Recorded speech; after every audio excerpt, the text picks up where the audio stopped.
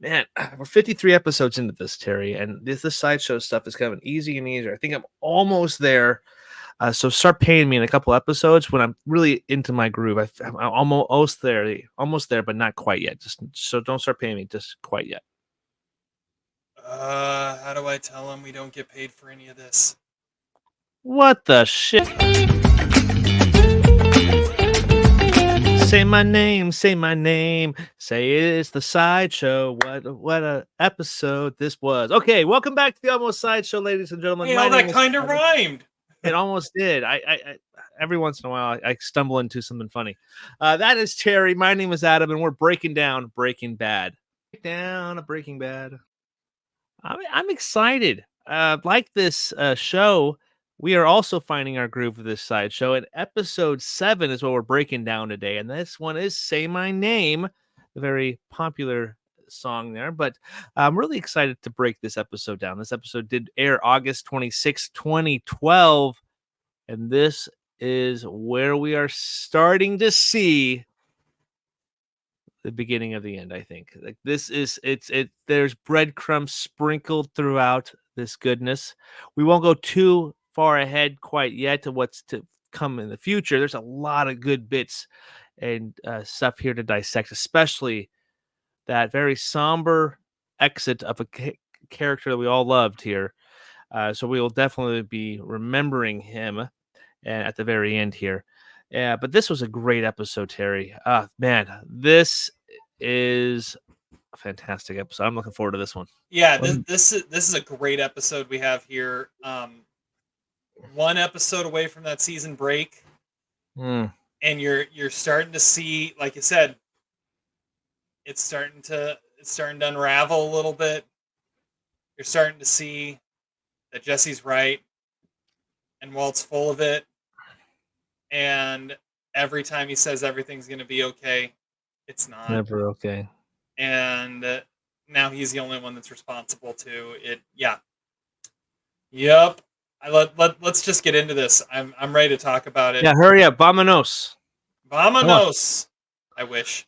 Oh, Breaking Bad, great line. season 5, episode 7 is entitled "Say My Name." All right. What's Walt's plan he had to end the last episode? Well, it starts with him living up to his legendary status and bullying Declan into being his own his new distributor. He gets to keep all the methylamine, and Mike still gets his $5 million. So Mike's out. What about Jesse? He wants his money too. Maybe. Eventually. So Jesse leaves without his payday. So where's Walt going to turn for a new partner to cook all this methylamine that was hiding in the car wash, by the way? Yeah. Well, he turns to Todd, of course. He's coming along slowly, but he's trying really hard. Mike is, yeah. Mike is trying to live a quiet life now, but the DEA is now searching his house. That's okay. His money is safely stashed in the bank by the legacy lawyer, still slowly handing out payments to keep guys quiet. Till Hank realizes he might be the link. They bust the lawyer, he flips and gives all the intel on Mike, and now Mike is on the run. Walt goes and gets Mike's getaway bag, but everything turns when Walt wants the names of Mike's Legacy 9. This altercation ends with Mike taking a bullet and dying in the middle of nowhere. Oh, and also, Walt realizes he could just get the names from Lydia. So Mike died for nothing. Oh well. There you go. It's sad how like just nonchalant you said that. It's heartbreaking. But kind of like what happened with this episode. This was exactly what happened. But it's so it's nonchalant, but it's also that's where Walt's at too. Like Walt's standing there and he's like, "I'm sorry, Mike. It came to the like." He's like heartbroken. Like this isn't how it was supposed to end. Oh, I could just talk to Lydia. Yeah, that's too bad. Tough break, man. My bad. Get you next time, bud. Just shut the hell up and let me die in peace. My goodness. Yeah, that it, obviously it's sad to see Mike go, a character that, from my understanding, wasn't necessarily supposed to be this character anyway, but became a favorite here on the sideshow. We really like Mike. Favorite in general. What was that? Yeah, he's just amazing. He was just a favorite in general. Everyone loved him. Yeah, he was just awesome. Jonathan Banks, fantastic portrayal of the character here. Ehrmantraut, right? Did I say that right this time? You said it right. Good job. We've heard it enough at this point.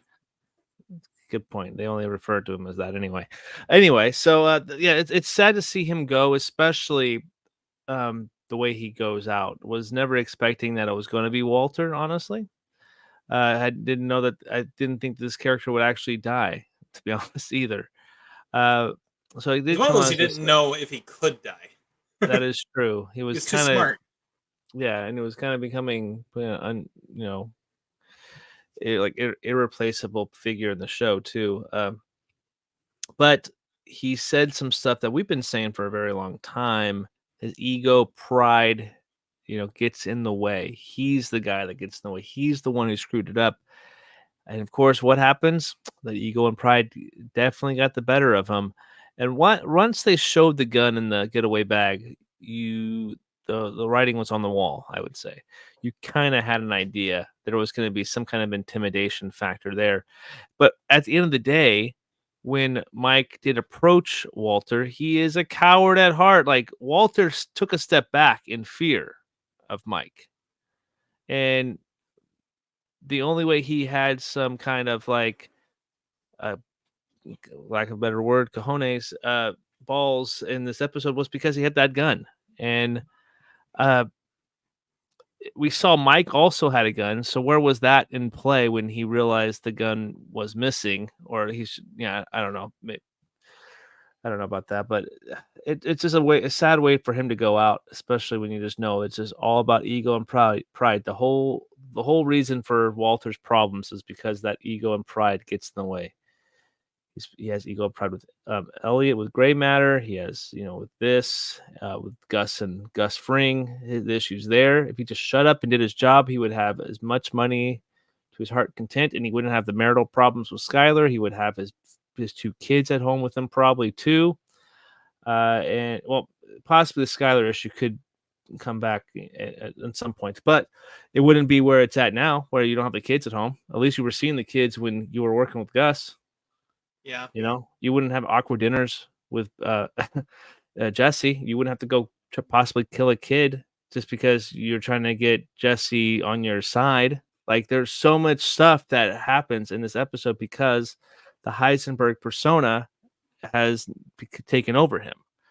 And now we lose Mike. So unfortunately, I love the body count that the Walter body count that we do at the end of the episode, but going to be hearing that name Mike pop up for the next 9 episodes or so is going to be the hardest one to say. Obviously, I love Rot, but I'm sad they're going to have to hear Mike, especially today. So.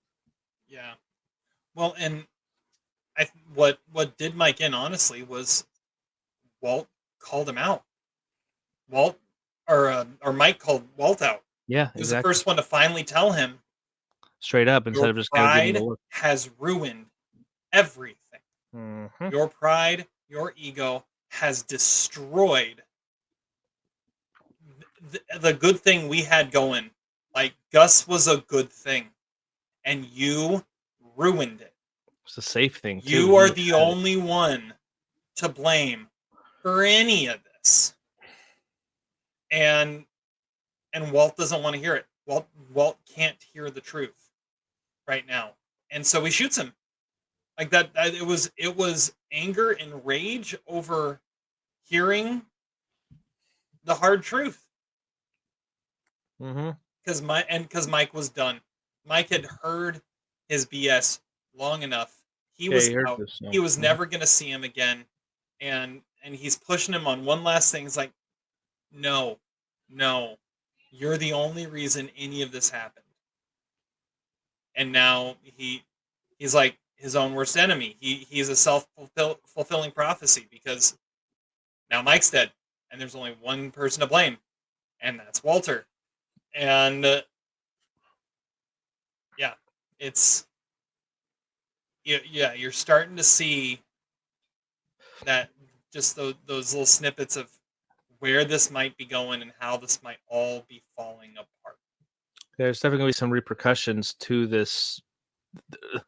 The fallout of this episode is definitely going to be very interesting to watch for the next couple episodes, I would imagine. Actually, probably next episode we'll really feel the weight of these actions here, because it's obviously the mid-season or the part A of season 5 finale, I would say. It feels it'll feel like a season finale type of episode. Okay, well there we go, and so we'll leave. We'll kind of pump the brakes on that kind of future talk here. Uh, but there's a lot of great stuff to dive into here. And I will transition into one of the things I really want to talk about, and that is for my favorite scene. Okay. Yeah, do it. Yeah, it's the conversation with Jesse and Walt in the shop, and Walt's like, "Oh, hey, let's do this. Here's put these gloves on. Let's get back to work. We got a lot of residue left in here because we." He's like, "No, I'm out, man. I'm out. It doesn't matter what kind of money." He's like, "What if you walk throughout that door, you don't get anything?" And conversation too is like, what are you gonna like once you get done with like the video games and the go-karts? You're going to go back to using again. He was throwing every jab at him too. It's like, I'm the one with the family. You don't have nothing. Like you don't even you're. I'm surprised he didn't bring up his ex there and Brock, or I think he brought up Gail. Yeah, he brought up Gail, which I think everything he said was so manipulative to try to bait Jesse into into it. And he starts by trying to butter him up. He starts by yeah. being like, "Oh, how about you get your own lab? Then we could double our production. And you deserve it. You're you're just as good as I am now." And it didn't just start here. It started the very first episode, the very first scene of the episode. He said, "I'm the best cook. I'm the best." Oh wait, there's two. We're equally as good cooks. Mm-hmm. There's two of the best. Well, because he knew he wasn't asking for money for Jesse. He knew he was just asking for money for Mike. Get Mike out of the way. I can manipulate Jesse into staying. Yeah, but this time we know he can't. And it's crazy that he says a line, "You're going to squander your potential of being the best at what you do." What's funny, I'm pretty sure I recall him saying you're squandering your potential on drugs when he was in school, right? Is this something? Apply yourself. Yeah, if you just apply yourself, if you apply yourself at school instead of being a druggy burnout, you would have actually been able to pay attention and just apply yourself. Essentially the same message, but in completely different contexts. You're coming out of a school teacher. You're like, you wanted this kid to succeed, and now the thing that you didn't want him to do in school, you want him to apply himself because he's good at this specific thing because it also benefits him. I love the double standard of this character is becoming obviously very frustrating, and I'm really liking how Jesse just kind of walked out. It's not about the money for him. It's just like, okay, well, screw it. You know what? He's showing he's changed. I mean, all this at the beginning of the show, all this works on Jesse. Like he's been using it the entire show.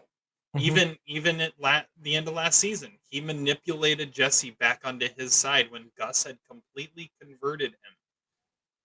By playing with him and knowing how he could make him turn and make him do what he wanted. Yeah, and a lot of the little like side glances that Mike gets, we don't get a whole lot of the context of what like conversations Mike and Jesse do have. However, it is you can only assume their friendship they have a different type of friendship.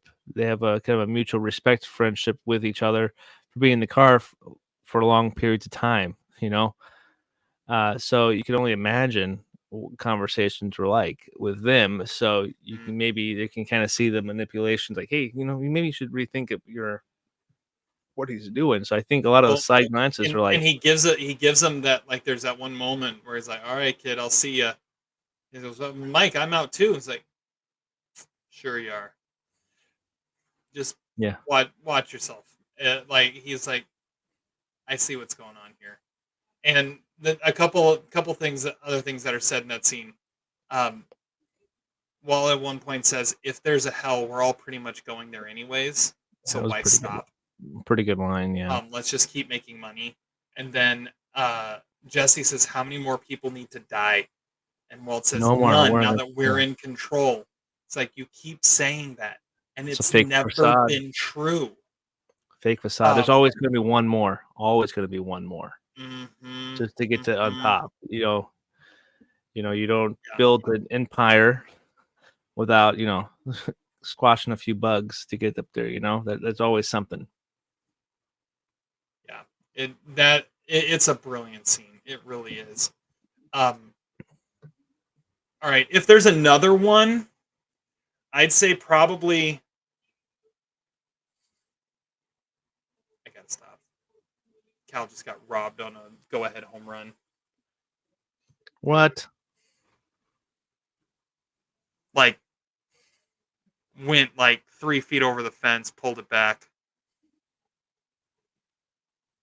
Dead center field. Like, it was gone. It was gone. Oh, Meadows. Damn it. I didn't even heard of this guy. I thought it was Austin Meadows for the longest time. It's Austin Meadows' little brother. Oh, even worse.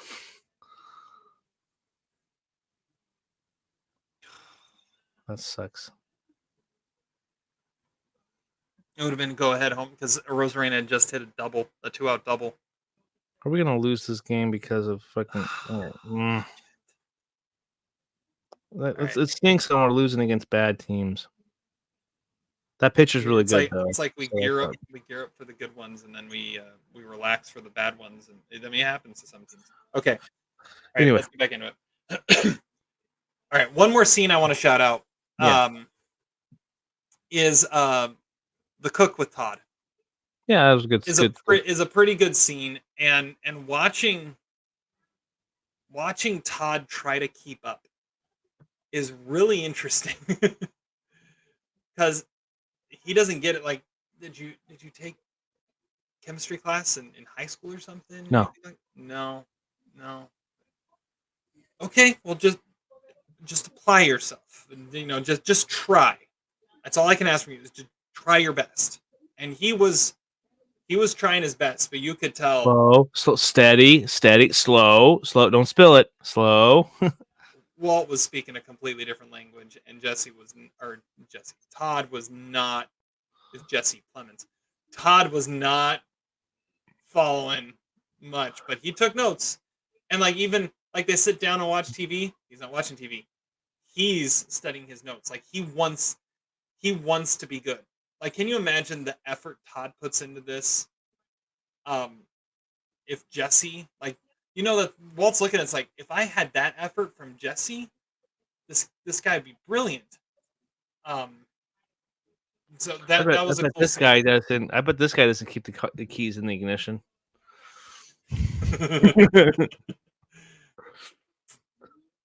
Buy something other than Funyuns. Yeah. All right. The Ken Wins Bogdan douchebag award of this episode goes to who? Well, speaking of that scene, the infomercial guy, I can't find his name, but yeah, get the spiky hair. Yeah, he could be a douchebag. The slap chop guy. That is true. He's pretty. Oh, I gotta remember. I was trying to find the guy's name, but I could not find him. You gotta look up. You look up the old slap chop. You remember how YouTube someone made like a remix of the Slap Chop infomercial? Vince, his name is Vince. Hi, it's Vince from Slap Chop. Oh, he is a douchebag, though. Yeah. Oh yeah. What did the Slap Chop guy go to jail for on February 7th, 2009? He did end up in jail. Yeah. Well, I'm not gonna read that online. I had the infomercial Slap Chop guy as the stick man. Yeah, he hit the sticks. Do you like big sticky or do you like little sticky? Well, and it says this guy, Vince Offer and a 26-year-old sex worker were both arrested in Miami after a physical altercation. Yeah. What? The Slap Chop guy. the woman had bitten onto Offer's tongue and refused to let it go. Oh my god. At which point Offer punched her in the face and let her yeah, with cuts. That's and that's interesting. I was not expecting to go down that find that. Well, this took a turn. It did. Anyway, back to the D-bag. Ken wins. Yeah, yeah, that guy, but also is Hank refers to Mike's guys, the Fring guys, as D-bags here as well. Oh. He does. So does the lawyer count as a D-bag? He seems like a really nice guy.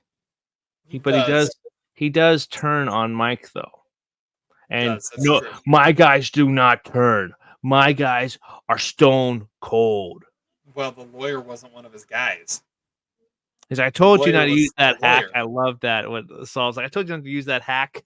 I love it. Yeah. Yeah. So maybe the lawyer. That was one of my dumbest things says is like, you'd be better off using the Three Stooges. Like, it's like Larry, Curly, and Moe. No, Simp. It wasn't Moe. I wrote it down. Oh, okay. No, it's Moe, Larry, and Shemp. Sorry, Moe, Larry, and Shemp. Oh, Larry and Shemp. Yeah, I don't.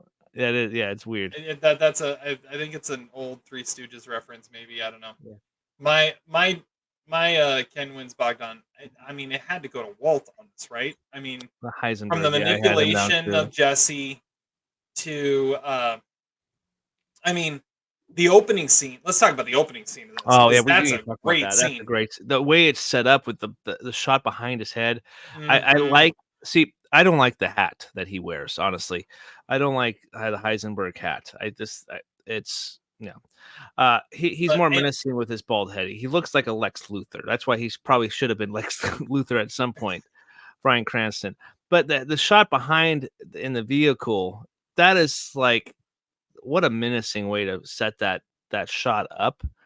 First of all, and then just like having the Heisenberg theme play him out, and Declan is like the conversation with Declan and the guys. He's like, we can basically just shoot you down here, and Heisenberg is like, no. You guys make 70% stuff, and I'm making 99.1% pure. Mm-hmm. You're like some generic cola. I'm Coca-Cola. You're some like you're like some T-ball teams. I'm the New York Yankees. Yeah. That was a good. So there was some really good say up. He's like, say my name. He's like, dude, I don't even know who you are. That was a really good rebuttal. He's like, yes, you do. He owned that scene, and he, like I said in the summary, he's like, I am a legend, and no one knows who I am, and now they're gonna know who I'm. You know who I am. Yeah, you know who I am. And he just knows he's this legendary Heisenberg, and just by, yeah, that's who I am, and because that's who I am, you're going to listen, and you're going to do what I want. And it was a douchey move, but at the same time, it worked because that's who he is. He's got that confidence. Yeah, it's a great setup too, and then you can just like again, that's where we mentioned. I mentioned it when I said like we're the two best meth cooks here, and you can see like the little like two best meth cooks in America. He said. Yeah. Oh yeah, good point. And you can see like the glances that Mike and Jesse make to each other too. There's a lot of going on in that scene, so it's good to kind of see the back and forth play there too. There's just and just the full confidence of Heisenberg and his guys. The other guys are like, yeah, we know who you are. Unfortunately. Yeah. All right, I gave my stick man. Who's yours? The pink man, stick man.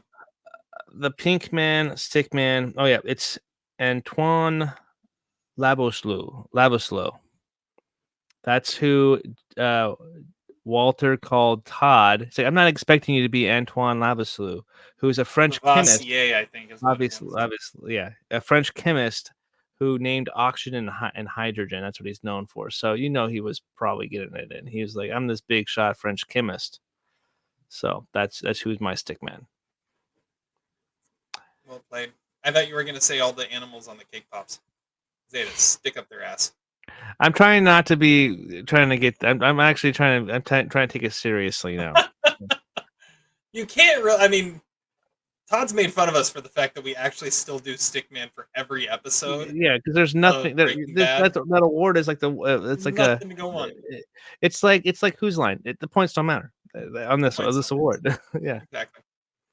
The best new face. Hey, that's Danny Trejo. Okay, we gotta talk about it. We gotta go talk about Dorothy Yobbs, played by Kathleen Brady. Brady. So she's the banker, the lady that works at the bank that gets the bacon, chocolate chip cookies or whatever, and the cake pops from Dan, the lawyer. Dorothy Yobbs, she's kind of an adorable old lady who's like, I don't even care about work etiquette. I'm like, these cookies just mine. Like, I'm not even sharing anything. And she's obviously has some kind of relationship with Dan, which Dan could arguably be a stickman here, and all things kind of he could be played as a stickman because obviously he's got the in with the head of the bank probably. So anyway, Dorothy, he's the one that positioned those sticks in the cake pops. Exactly. He was a stick man. He inserted them. Kathleen Brady here has only like 2 credits on IMDb. Breaking Bad, and then 8 years later, and one movie called Rent-A-Pal with what's his name? He was in Goonies and Star Trek. It's Will Wheaton. That's who it is. Will Wheaton. Rent-A-Pal it's about this guy named David. He's 40. He lives at home with his mother, played by Kathleen Yobbs or Kathleen Brady, Dorothy Yobbs' character, and basically his mom has dementia, and he uses this video dating service to basically kind of find dates, but he's unsuccessful, and his mom's kind of belittles him, and obviously has dementia too, and he ends up killing her. So her screen time is not that much, but she was in that and Breaking Bad. That's it for this lady. And she doesn't have a picture. He doesn't even have a picture on IMDb. I'm seeing that. Yeah. So, and Will Wheaton's really awesome in this one, and so is Brian Landis Volkins too. It's a really underrated little horror movie that I came across in 2020, and it was borderline probably in my 15th, like top 15 movies of 2020. Honestly, it was in contention for my top 10 at one point. Nice. So anyway, that was when I knew that was gonna be my character. And then I kind of saw who her name was. I'm like, she's only had 2 credits. I've seen one of her movies. Holy cow! Pretty interesting. That's funny. Her only movie, actually. Well, I'm going with Morse Bicknell as Declan's driver for my best new face. Apparently, he was in The Men Who Stare at Goats. You gotta mention that every time. Which is I'm like obliged to mention it now, obligated to mention it. He played where was it? He plays which one is Ben Eckmeyer. I don't remember him at all, but apparently he's in it. So is he the one with the bald head? He was the bald guy. Him and Mike shared a look. At first, I thought, share a look? I was like, is that the head guy? I was like, is that the real guy who's in charge there? Because I made that reference. Like, Declan's not like a really big guy. He's probably not the head guy of that operation, but maybe not. But I don't know. He makes a decision in that feels like a head guy, though. Yeah, it does. In that moment, it definitely does. Yeah. Okay. The old Joe Gomi, minor character of the episode. I went with Declan. I think he's really cool in this episode. Yeah, he's pretty cool. And just the whole, the way he plays it, and he's trying to play off like, I can't show my cards. I can't show that I'm intimidated by you in any way, even if you are Heisenberg. Yeah. And then he finally, when he says his name, he kind of trembles. Relinquishes any power he had in that set. And he was like matching wits at first, and then he's like, hi, and then I was like, now I'm beneath you. Yep. As soon as he has to say his name, it's over. Good call. It's over. So yeah, I really liked him. Yeah, that's a really good shout there. I went with Todd on this one here too, because he gave it an A+ for effort there. Definitely tried. He kept some notes. I don't know how well his handwriting is, but he was writing on a really skinny, like little notepad. So definitely not Gale worthy. But yeah, he gave it a good try. And of course, it had to be Todd as the guy who's going to fill in for Jesse. Of course, Oh, it had to be. Yeah, it had to be. Cool. All right, Cowhouse dumbest thing said. I said one of them. I've got a few more, but you go. Mo, Larry, and Shemp was one of them. What did Ramey want? He wanted to talk sports and stuff with you? Something like that. Yeah. Come on, Gomi. I think the dumbest thing, the Vominos is pretty dumb to say. But I think because I didn't really pick up a whole lot of dumb things said. But the one thing I definitely thought was Walter's like, hey, you know what we should do? We should invest in a power washer. You have so much. Why are you going to invest in a power washer? You guys basically make like 8 figures. Like, what are you doing? Just making the small talk. Yeah. Yeah. All right. I've got something Walt said, and it was in that opening scene. Mm-hmm. Really want to live in a world without Coke? Yeah. It worked, but it was kind of like that feels out of context. And then the best one though was Hank. Gomi, take a brick to my head if I have to make another fun run call. When when he's like getting listened to. Mike is listening in, yeah. Yeah, then you get a going back to the awkward silence, like, oh, coffee, yeah, coffee, cream, right? Cream, and he walks out and goes, kind of does the fake gun to his head type of thing, and the secretary's like, oh yeah, I know. All right. Any problems? Anything outdated you thought of? Let's see what we got here. The wearing black in the desert. Intimidating, yes. Not the best attire to be wearing out there. But really cool. Also, Walter backing Jesse up into the car wash. Yep. He uses 2 fingers on his hand and he hardly has any motion. It's dark inside. Once the light passes, you can't see this. We are instructed to use full arms. You could clearly see this a lot better than going like this without moving your hand. So it's a really bad way to back up obviously he's not a bowler. But anyway, yeah, so that's pretty bad. Also, the car wash, is that the place where you hide the methamphetamine? First of all, horrible spot. Mike didn't know about the car wash. Why wouldn't Mike say, I just go to the car wash? You know, isn't that the first place you're going to look? Exactly. Like that. What's the other place that has a good place for hiding? Like the car wash. Why would they hide it there? Yeah. Laser tag. Yeah, laser tag place. Also, why wouldn't why wouldn't Mike just dump the entire duffel bag down the hole instead of individual guns down there? He wanted the bag. Well, a getaway bag. It wasn't even the getaway bag. That's the thing. I don't know. I just because it's not cinematic when you just dump a bag full of guns down there. I guess.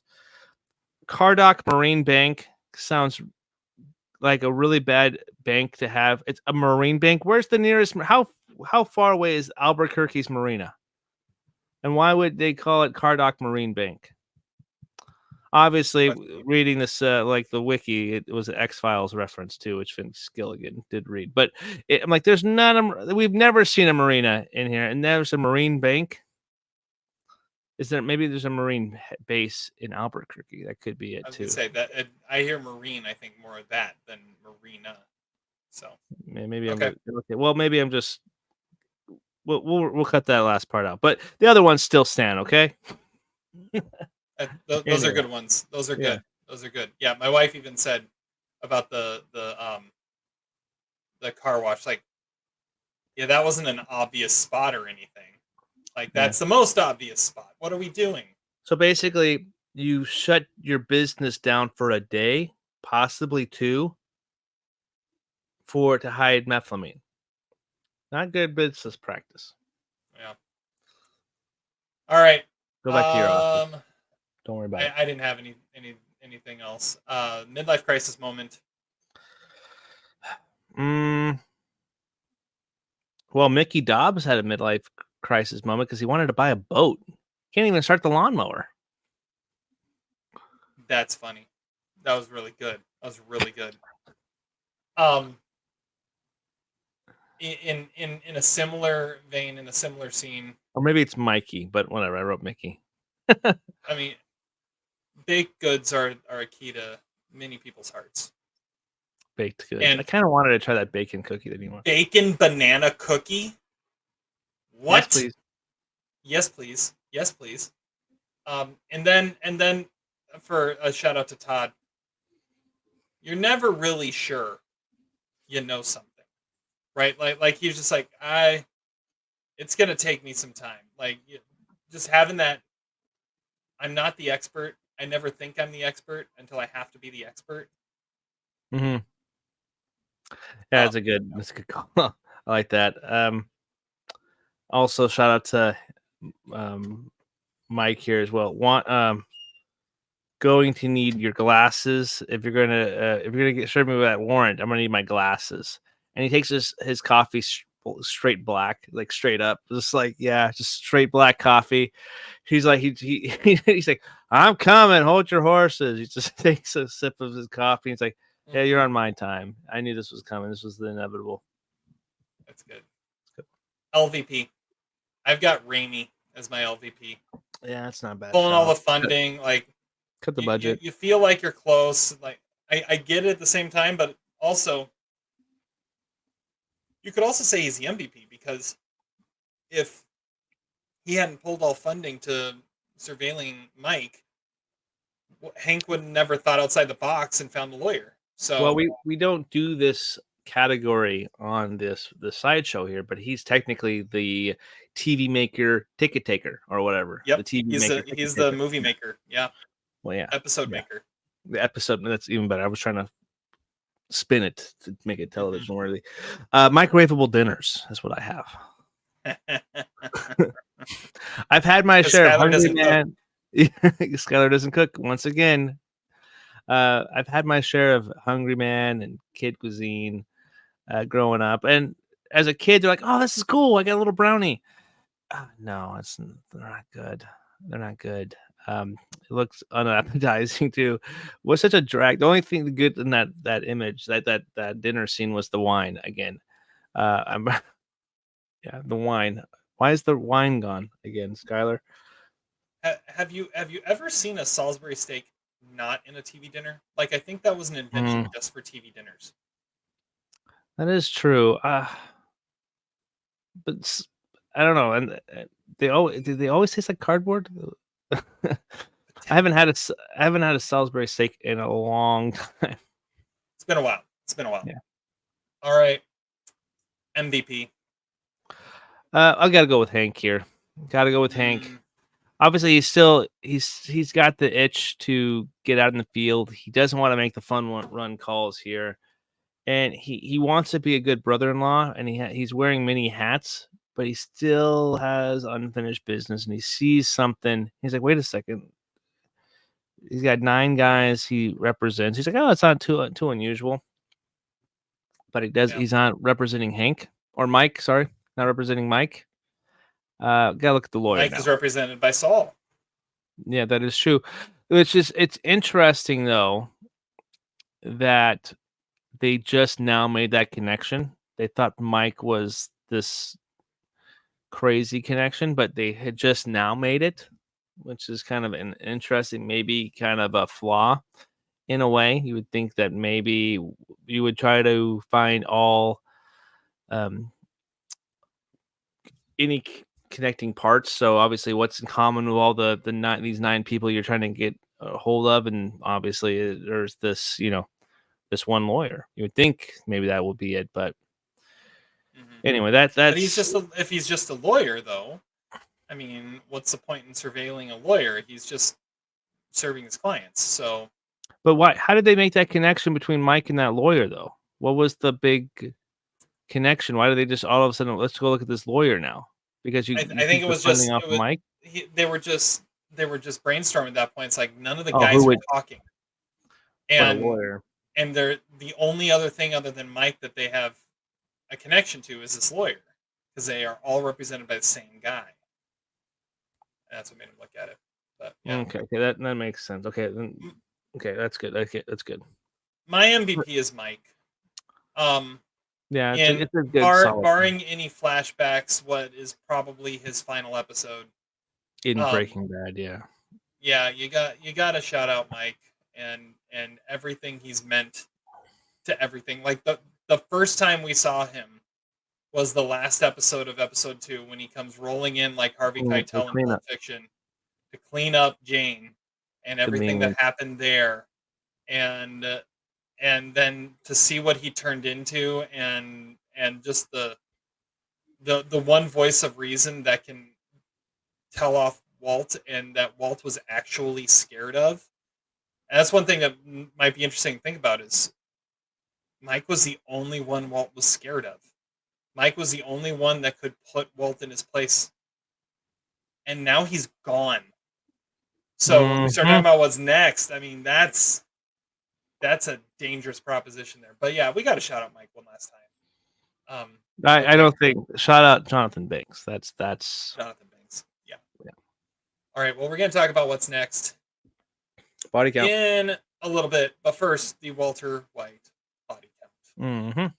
Now stands at 1 Emilio, 1 Crazy 8, 1 Kenwin's car, 1 Custodian's career, 1 Tuco hideout, 1 lock, 1 uneaten burrito, 1 paper towel holder, rot, 1 backdoor to Jesse's house, 1 love of Jesse's life, a few burned $100 bills, 1 pepperoni pizza, 1 career in education, 1 meth making RV, 1 beginning of a galeful friendship, 1 fly, 2 kid killing drug dealers, 1 Gail Bedecker, 1 fateful bottle of wine, 3 laundry worker jobs, 1 Walter Jr. dream car, 1 Pinkman living room, 1 Great Aunt Birgit, 1 secret underground meth lab, 1 Gale special coffee maker, 2 nameless henchmen, 1 Tyrus, 1 Hector Salamanca, 1 Gustavo Fring, 1 room full of evidence using magnets, bitch, a bunch of insects, 1 sanity of Skylar White, 1 kid on a dirt bike, 1 zip tie around his wrist, and 1 Mike Ehrmantraut. And the Jesse ass kick count remains at 9.5, which means he gets his ass kicked once every 5.6 episodes. It's been a while. I'm sure he's due. It's been a while. There you go. There's my singing for the episode. Yeah. All right. Your turn. Okay. What is going to happen next? All right.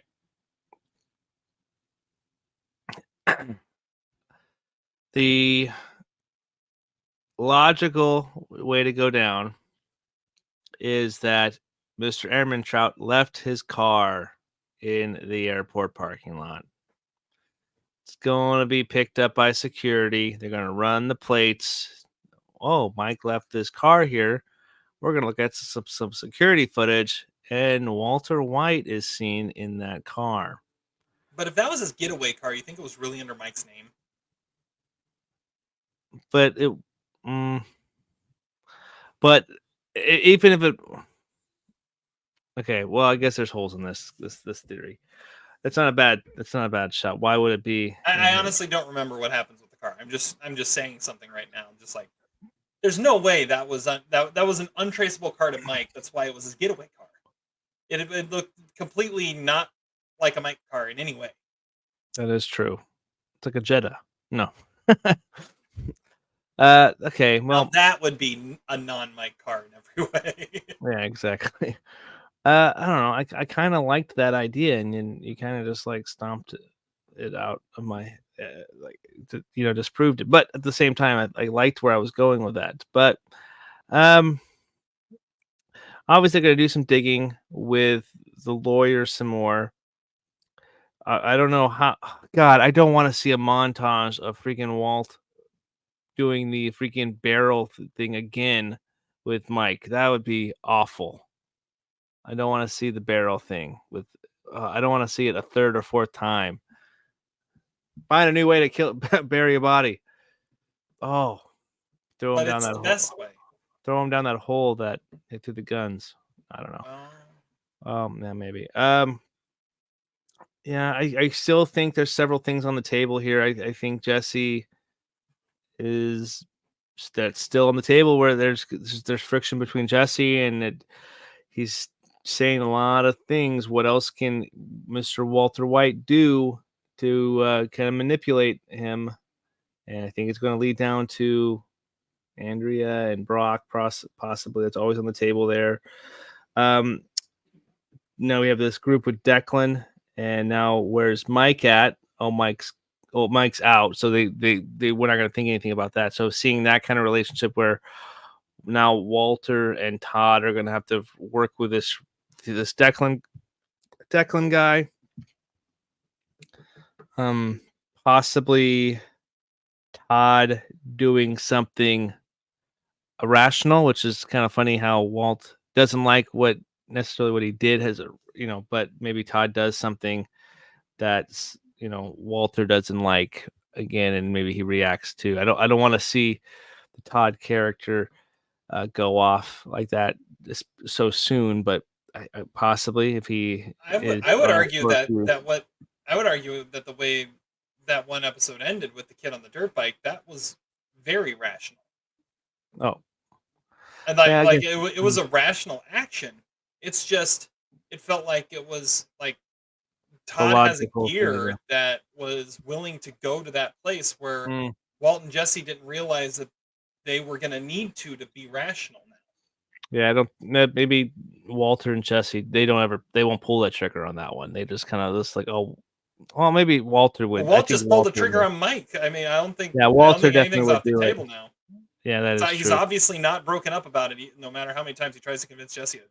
Yeah, just because you polish a turd, it just still makes it a turd type of thing, or He can say he's broken up about it as much as he wants, but as long as he's got that whistle baby, it's not going to work. It's a good point. There's so many different possibilities. It's tough to kind of gauge where this show goes because you kind of said that it's going to feel like a little finale. So you also have to think of how does the opening of the show of this season, how does that connect with kind of having a jump forward in time where you have, there's no wedding ring on Walt's finger. He's at a diner talking to a waitress with a getaway car. His hair. Yeah, a lot of hair here. So where's that in place here too? So you got to think there's a time jump at some point because. Obviously, I think the logical place is after this episode. I think there's got to be a little bit of a time jump because if it feels like something has to happen, and maybe he starts getting looked. Somehow his name gets it.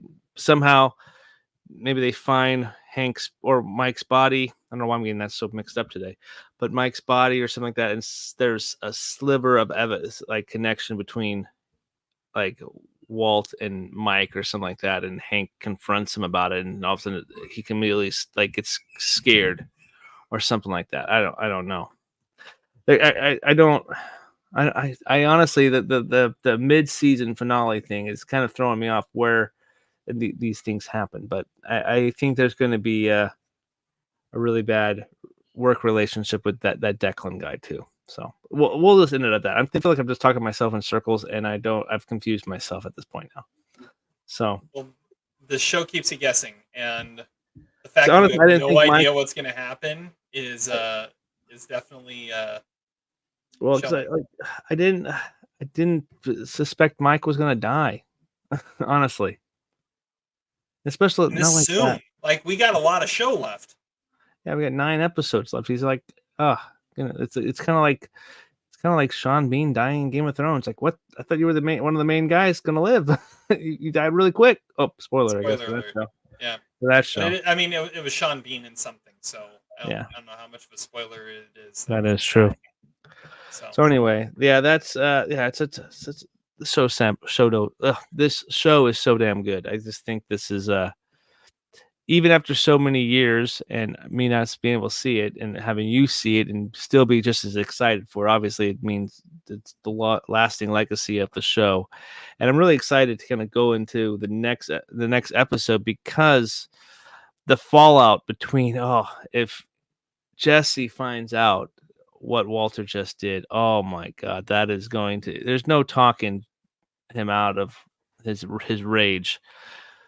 I think that's where, if he figures that out, he's going to lose it, and he's going to try to. I think there will be some connections drawn. I think It's hard not to. What else will Walter do? I don't know. That's where we'll leave it.